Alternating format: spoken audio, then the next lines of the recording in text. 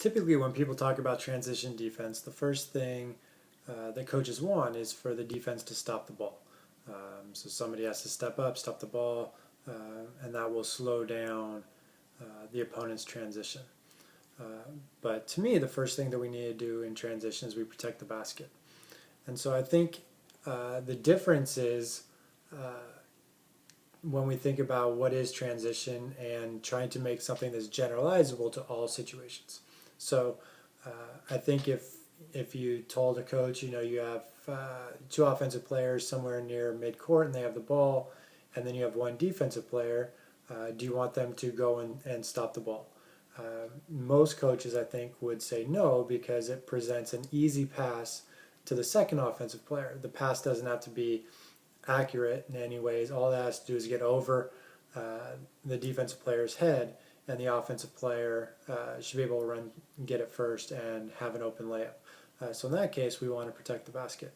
And so to me, I want rules that are generalizable to as many situations as possible, rather than having one specific rule for 2-on-1 defense and a different specific rule for 3-on-2 defense and a different specific rule for 5-on-4 defense. And so in general, I want to protect the basket first. So our number one rule is we protect the basket. Now once we have the basket protected, then we can stop the ball. And in reality, in most situations, those can happen almost at the same time, because we're not starting in a 2-on-1 situation. So if it's off a defensive rebound, let's say, we have somebody getting back, they're protecting the basket, so somebody up the court then can go and try to stop the ball and slow down the momentum of the ball. But because I want something that's generalizable, so we only have to learn one rule for all situations, I want to protect the basket first.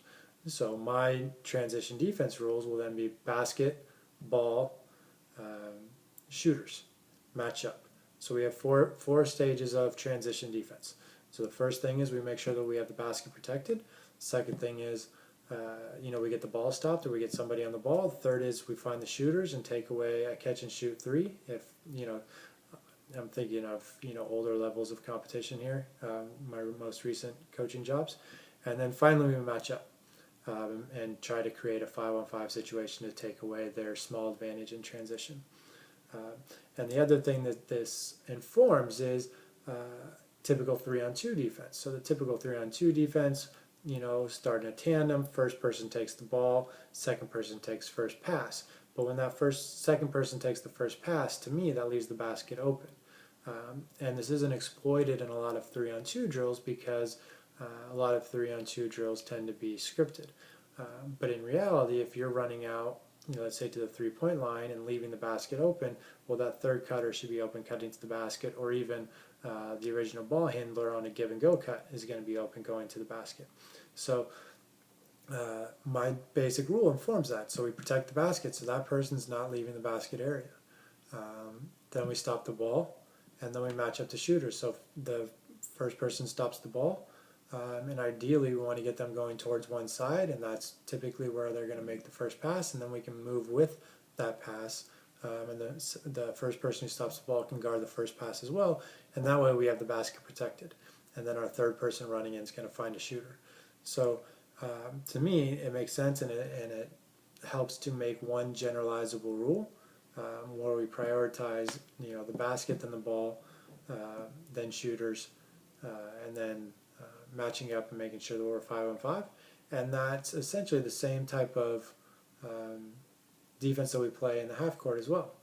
So we want to protect the basket, we want to then make sure that we have the ball defended, then we want to make sure we take away shooters, and then we want to make sure that we have everybody defended. And that's kind of the basic strategy. So when players are forced to make a decision in the game, as they often are, they know our priorities. They know what's the biggest threat. Is it somebody standing right near the basket? Is it a shooter at the 3-point line? What's our biggest threat? Okay, it's the basket, so that's what I'm going to take away, and then we'll try to adjust from there. And so I try to, when I'm teaching it, I want my rules to be generalizable. I don't want to have to teach one specific thing for just one thing and then have a different rule for a different thing and another different rule for a different thing.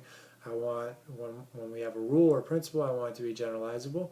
And I think that's important when we're teaching, basic skills, tactics, and even the way we teach movements. Our movements should be generalizable beyond just one certain situation.